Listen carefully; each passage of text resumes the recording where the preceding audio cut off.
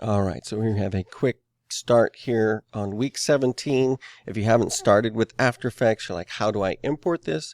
There is information on week 16 on how to import. First thing I did was actually create a master composition.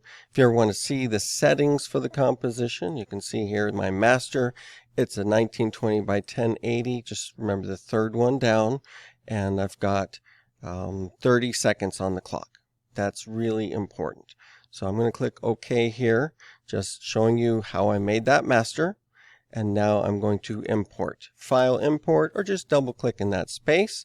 And I'm going to look for the simpler monster with today's date. I'm going to import it as a composition. In my previous video, I did it as a composition. This time I'm going to retain the layer sizes. The layers will still be in the right place, but the anchor points will be closer to the individual layers. Might make it a little easier. Create a composition. So both of these have to be composition in order for this to work. So I'm going to import.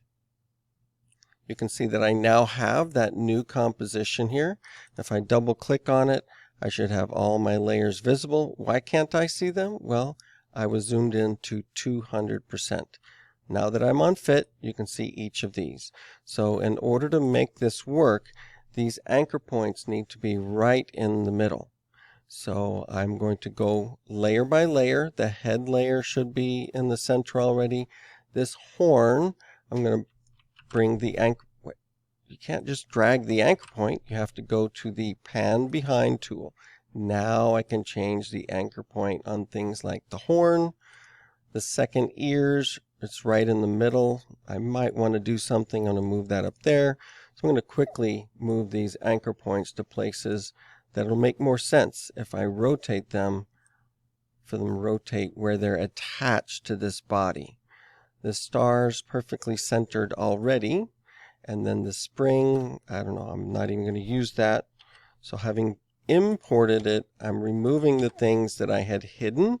The reference layer should also be removed. Let me get back to the right ear, left ear, and the body, the star, the red tail. If I rotate around that, it's going to look pretty funny. So where is it attached to the body?